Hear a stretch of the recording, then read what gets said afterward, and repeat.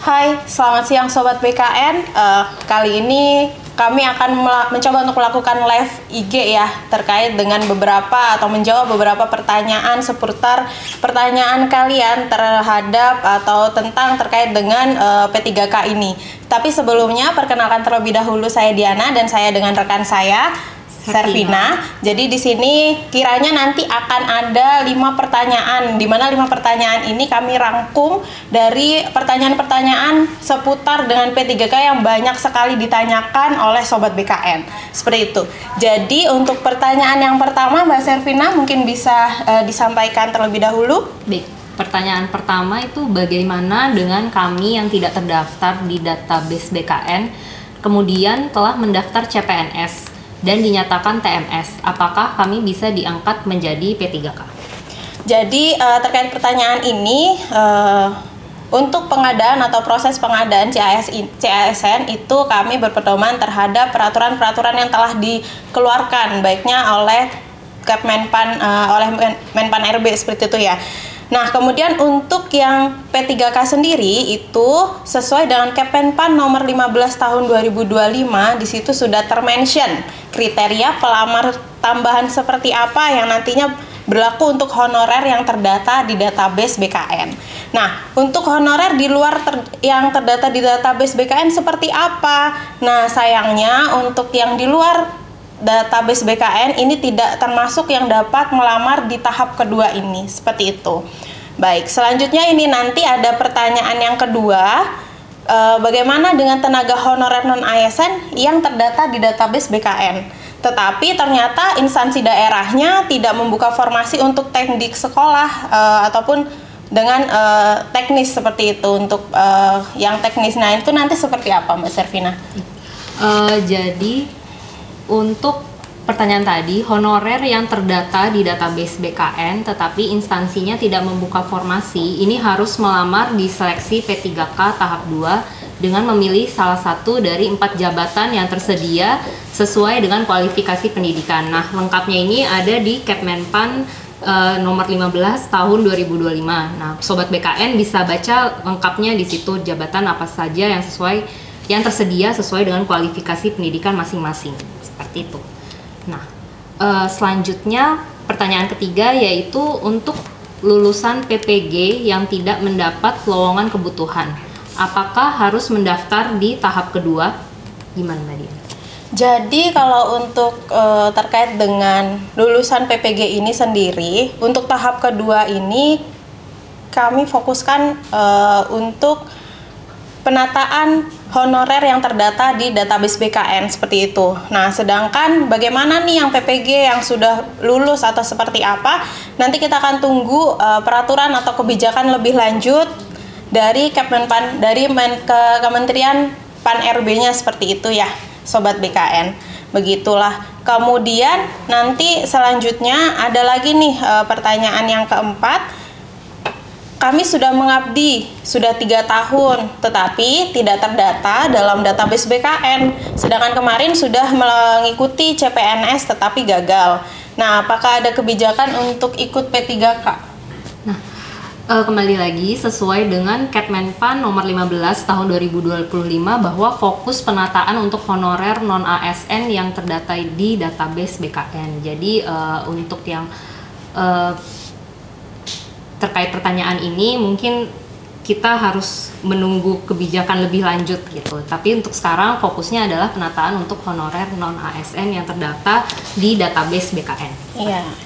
Jadi ini sedikit menambahkan terkait dengan peraturan di Kepmenpan nomor 15 tahun 2025. Di situ ada kriteria bagi siapa saja sih yang bisa mendaftar ke P3K tahap 2 ini, seperti itu. Kemudian ada beberapa hal tambahan lainnya, yang salah satunya juga adalah belum mengikuti atau mendaftar pada seleksi pengadaan ASN, itu juga termasuk.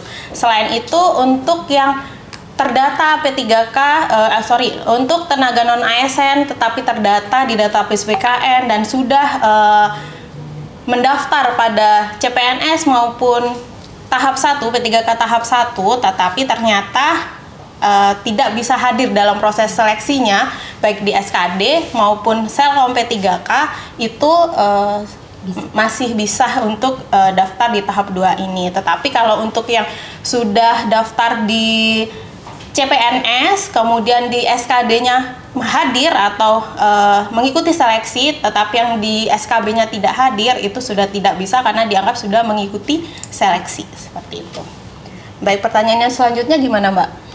Baik, nah pertanyaan yang kelima adalah di tempat kami masih banyak non-ASN yang di atas 2 tahun, namun tidak terdata di database BKN. Apakah bisa mendaftar di P3K tahap 2 ini? Untuk ini, jadi honorer non-ASN yang tidak terdaftar di database BKN dapat mendaftar seleksi P3K tahap 2 selama memenuhi kriteria berstatus aktif dan bekerja paling sedikit 2 tahun berturut-turut, serta melamar pada instansi tempat bekerja sesuai dengan persyaratan dan ketentuan yang telah diatur dalam Kemenpan nomor 347 atau 347 tahun 2024. Seperti itu. Jadi ini tadi kami sudah mencoba untuk menjawab atau menjawab pertanyaan, 5 pertanyaan yang telah kami rangkum yang banyak sekali dipertanyakan oleh sobat-sobat BKN di luar sana, seperti itu. Kalau semisalnya dari sobat BKN ada yang mau bertanya, silakan di chat aja atau ditulis di kolom komentar. Nah, nanti akan ada teman-teman saya di depan kami ini, ada teman-teman saya yang bisa merangkum pertanyaan-pertanyaan dari sobat BKN. Mungkin untuk menambahkan buat untuk sobat BKN yang ingin tahu lengkapnya misalnya kriterianya seperti apa, kemudian jabatan yang bisa dilamar itu apa saja, itu bisa baca-baca Kemenpan RB nomor 15 tahun 2025. Kemudian ada juga Kemenpan RB nomor 16 tahun 2025 juga. Nah, itu bisa baca-baca dari situ, teman-teman. Jadi untuk yang Kemenpan RB nomor 16 tahun 2025 ini itu tentang pegawai pemerintah dengan perjanjian kerja paruh waktu. Nah, ini juga sebenarnya banyak banget yang ditanyakan oleh sobat BKN bagi peserta-peserta atau tenaga non-ASN yang terdata dalam database BKN kemudian tidak lolos di tahap 1. Nantinya akan seperti apa, seperti itu. Jadi itu bisa dibaca di Kemenpan nomor 16 tahun 2025. Lebih singkatnya adalah untuk yang tidak lolos di tahap 1 kan secara otomatis sudah tidak bisa ikut di tahap 2 ya, karena kan sudah mengikuti seleksi. Jadi nanti akan diangkat sebagai P3K paruh waktu. Nah, seperti apa sih P3K paruh waktu itu dan jabatannya seperti apa? Nanti bisa dibaca-baca kembali oleh sobat BKN di Kemenpan nomor 16 tahun 2025. Gitu, gimana Mbak Servina? Kira-kira ada nggak ya ini pertanyaan dari sobat BKN? Semoga nanti dari live kami ini bisa menjawab beberapa pertanyaan dari sobat BKN. Ya, ini ada soal P3K paruh waktu, nanti kedepannya mau bisa ikut CPNS atau harus mengundurkan diri sebagai P3K paruh waktu. Jadi mengenai soal paruh waktu itu nanti kedepannya gimana? Jadi terkait, jadi gimana? P3K paruh waktu. Kalau misalnya kedepannya mau daftar CPNS gitu ya, apakah harus mengundurkan diri atau bagaimana gitu prosedurnya? Nah, sampai sekarang belum ada kebijakan terkait hal itu, jadi memang kita masih sama-sama menunggu. Ya, jadi fokus dari pemerintah di tahun 2024-2025 ini adalah menyelesaikan dari tenaga-tenaga non-ASN dan juga proses untuk penataan dari pegawai non-ASN ini, seperti itu. Ngomongin soal R3. Ya. Gimana? Kalau R3 nggak lulus seleksi di tahap 1, itu apakah bisa langsung jadi paruh waktu atau dia mengisi yang kosong? Ya, jadi kalau misalnya di tahap 1 itu kan tidak ada optimalisasi. Nah, nanti di tahap 2 akan tes terlebih dahulu, kemudian kiranya masih ada yang kosong atau seperti apa kita masih belum tahu ya, karena kan dari formasi dari tiap-tiap instansi nanti seperti apa seperti itu. Tapi nanti proses optimalisasi bila belum atau belum terisi atau seperti itu dan sesuai dengan peraturan atau kriteria tertentu untuk proses optimalisasi untuk di tahap 2 nanti akan diproses tahap 2. Sedangkan kemudian R3 ini kan berarti non ASN yang terdata di database BKN ya. Kemudian seperti apa nantinya ya, kalau semisalnya tidak lolos nanti akan diangkat sebagai P3K paruh waktu seperti itu. Nah kalau paruh waktu ada mengisi DFH gitu nggak? Nanti mekanismenya gimana? Belum ada ya? Belum ada. Kalau untuk P3K paruh waktu yang mekanisme mengisi DRH itu belum ada kebijakan. Jadi ditunggu aja gitu ya. Boleh deh ya, ngomongin lagi soal 5 pertanyaan.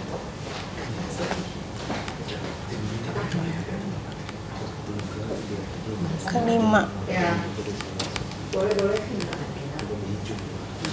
Ya. Ya, jadi kira-kira apalagi nih dari Sobat BKN yang mau atau masih ada pertanyaan seputar dengan P3K ini, kiranya yang masih bisa kami jawab nih yang ada di sini gitu ya, akan kami coba untuk jawab seperti itu. Terus nanti kira-kira yang tahap 2 tadi bisa jadi paruh waktu juga nggak yang tahap 2? Kalau dia mendaftar di P3K tahap 2 maksudnya. Iya. Tapi kalau Iya, gimana Mbak Servina? Kalau nggak Jadi lulus kalau di P3K tahap 2 atau? Jadi yang daftar tahap 2 bisa jadi paruh waktu juga nggak? Sejauh ini kita tunggu Belum dulu ada ya sih. sebagaimana kebijakannya, Iya. kemudian mekanismenya nanti juga seperti apa, sama halnya dengan apakah yang paruh waktu nanti harus mengisi data dan dokumen lain sebagainya seperti itu.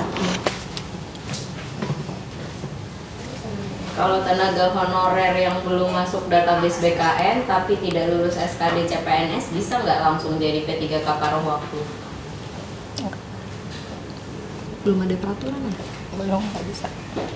Jadi coba Mbak Servina gimana? Belum ada, belum nggak bisa. Fokusnya sih sekarang itu penataan yang terdata di database BKN. Jadi terkait hal itu mungkin masih belum tahu ya. Belum Sejauh tahu ini sih belum ada ya belum ada kebijakan. kebijakan dan ketentuan seperti itu, tapi fokus dari pemerintah adalah pegawai non ASN yang terdata dalam database BKN. Oke, tentang apa nih? Katanya ada yang mau minta dijelasin lagi yang pertanyaan yang pertama itu. Ada yang mau ditanyain terkait dengan pertanyaan yang pertama? Iya, mau minta dijelasin lagi terkait pertanyaan pertama. Oke, jadi nanti untuk yang pertanyaan pertama itu kan peserta yang tidak terdaftar di database BKN, kemudian terus mendaftar di CPNS, dan kami nyatakan TMS, apakah bisa diangkat menjadi P3K? Nah, seperti yang sudah kita bahas dari tadi ya, sebenarnya fokus dari pemerintahan adalah penataan dari tenaga non ASN yang terdata di database BKN seperti itu. Nanti terkait peraturan tersebut sesuai Kepmen kembali lagi ya, kita coba buka atau kita baca bareng-bareng terkait dengan Kepmenpan nomor 15 tahun 2025. Kriteria pelamar untuk tambahan hanya berlaku untuk honorer yang terdata di database BKN seperti itu. Gitu sih ya Mbak Servina ya. Mungkin bisa dijelasin lagi soal pendataan non ASN yang udah dilakukan.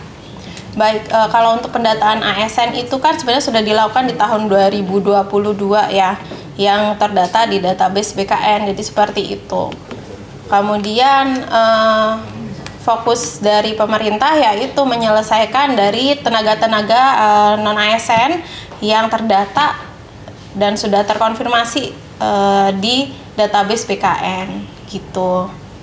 Nah, untuk bagaimana selanjutnya yang tidak terdata, kemudian bahkan sudah bekerja, karena itu mungkin pendataan di tahun 2022 ya Mbak Servina ya, kemudian bagaimana nanti kalau kami yang bekerja TMT-nya per tanggal atau per tahun 2022. Sebenarnya kan sampai di tahun 2024 sudah 2 tahun seperti itu ya, tapi tidak terdata.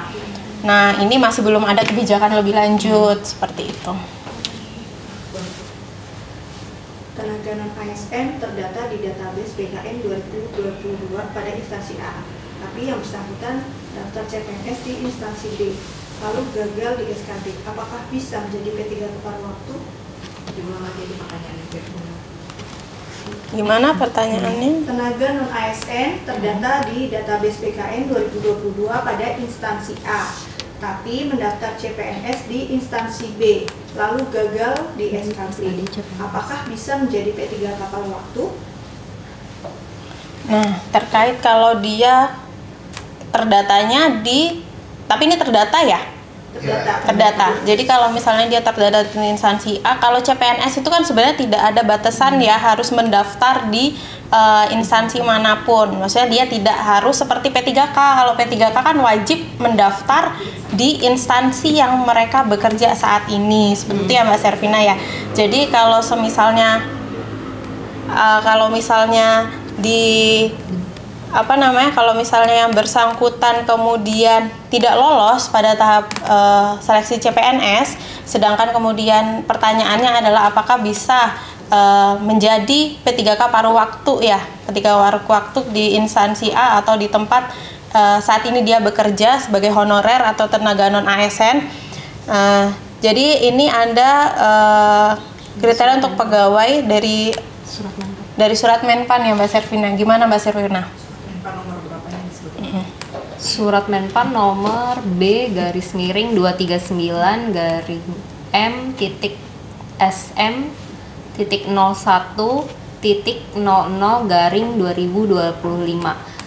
Jadi di sini pegawai non ASN yang terdaftar dalam database pegawai non ASN BKN diangkat menjadi P3K paruh waktu apabila memenuhi ketentuan telah mengikuti seleksi CPNS tahun anggaran 2024 namun tidak lulus, atau telah mengikuti seluruh tahapan seleksi P3K tahap 1 atau tahap 2 namun tidak dapat mengisi lowongan kebutuhan.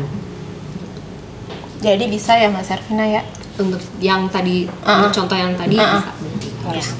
Jadi bisa ya buat teman-teman atau sobat BKN yang sudah mendaftar tetapi gagal pada daftarnya di instansi lainnya atau di instansi B gitu ya, bukan tempat dia bekerja saat ini, bisa sesuai dengan surat dari Menpan RB seperti itu, bisa untuk diangkat menjadi P3K paruh waktu seperti itu. Ada pertanyaan soal nasib. Gimana nasib honorer yang belum terdata di database BKN? Tapi udah bekerja nih lebih dari 2 tahun, tapi masih aktif sampai sekarang. Nah, bisa diulangi lagi. Oh, tadi seperti yang disampaikan sebelumnya bahwa memang saat ini fokusnya adalah untuk menyelesaikan non ASN yang terdata di database BKN. Jadi untuk yang belum terdata mungkin masih menunggu kebijakan lebih lanjut. Yang jelas adalah instansi, kalau nggak salah dari itu ya, untuk instansi-instansi itu di tahun 2025 itu sudah tidak boleh mengangkat atau merekrut untuk tenaga non ASN seperti itu. Jadi ini sangat tegas juga bagi instansi yang masih mengangkat atau merekrut untuk pegawai non ASN, ada sanksi tersendiri. Ini sangat sudah dimention ya Mbak Servina ya terkait hal tersebut. Jadi memang pemerintah kami rasa kayaknya serius banget ya untuk menyelesaikan non ASN, tenaga non ASN ini, terlebih yang sudah ada di database BKN.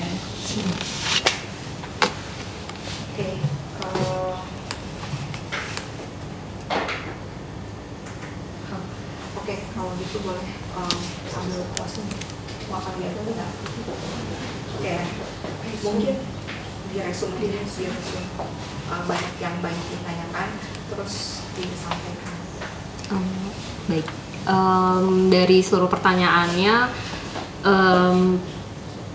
seperti yang tadi juga sudah disampaikan bahwa memang fokus pemerintah saat ini adalah untuk menyelesaikan non-ASN yang terdata di database BKN. Nah, tapi teman-teman dan sobat BKN itu juga bisa melengkapi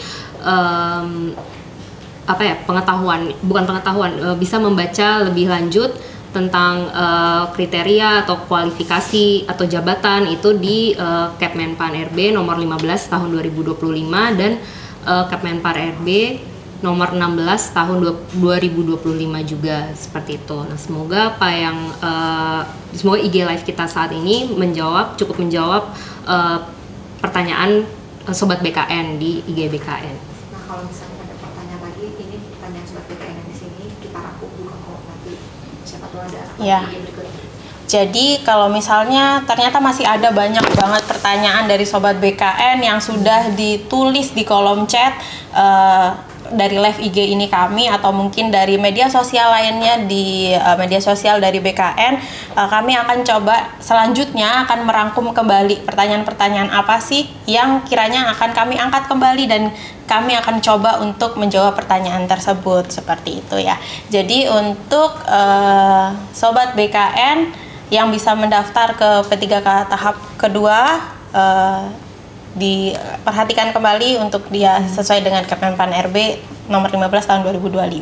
Mungkin merangkum sedikit ya Mbak Servina ya, beberapa pertanyaan yang sebenarnya ini adalah yang terbaru ya, Kepmenpan 15 tahun 2025 ini. Itu untuk yang bisa mendaftar adalah P3K atau pegawai non-ASN yang terdaftar dalam pangkalan database pegawai non-ASN BKN. Kemudian yang pertama adalah tidak memenuhi syarat atau TMS pada seleksi administrasi ya, yang harus di garis bawah ada seleksi administrasi untuk pengadaan P3K tahap 1. Yang kedua adalah tidak memenuhi syarat pada seleksi administrasi juga pada pengadaan CPNS. Selanjutnya adalah belum melamar seleksi pengadaan ASN apapun, baik P3K tahap 1 maupun CPNS. Selanjutnya adalah memenuhi syarat seleksi administrasi namun tidak mengikuti seleksi kompetensi pengadaan P3K tahap 1, dan juga memenuhi syarat seleksi administrasi namun tidak mengikuti seleksi CPNS di tahun anggaran 2024. Nah, untuk yang tidak hadir atau tidak mengikuti ini, itu hanya untuk yang pada seleksi SKB. Karena kalau sudah mengikuti tes seleksi SKD, itu sudah dianggap untuk hadir atau mengikuti seleksi dari proses pelaksanaan seleksi CPNS tersebut, seperti itu. Baik, kira-kira sudah cukup kali ya Mbak Servina ya untuk live IG kami hari ini menjawab beberapa pertanyaan yang banyak sekali ditanyakan oleh para sobat BKN. Namun kalau misalnya ada lagi yang mau ditanyakan atau mungkin yang sudah dituliskan dalam kolom komentar di IG, di media sosial dan juga chat di live IG ini, nanti kami dari tim BKN akan mencoba untuk merangkum dan mencoba untuk menjawab di lain kesempatan. Yang belum mendaftar, ajakan yang belum daftar tahap 2 untuk segera mendaftar. Bagi sobat BKN yang di tahap sebelumnya ini belum mendaftar, dan apabila sesuai dengan kualifikasi seperti di peraturan, segera mendaftar ya teman-teman. Iya, jadi harus segera ya Mbak ya. Maksudnya adalah kita sudah banyak kali kita untuk mensosialisasikan terkait proses pengadaan P3K. Jadi kami pun mengharapkan bahwa para sobat BKN yang belum mendaftar tetapi sudah lolos atau masuk kriteria dari peserta yang dapat mendaftar di tahap 2 ini untuk segera mendaftar. Jangan diundur-undur lah ya, ditunda-tunda seperti itu. Mungkin sekian IG live Q&A menjawab pertanyaan sobat BKN terkait seleksi CASN 2024. Sampai jumpa. Sampai jumpa.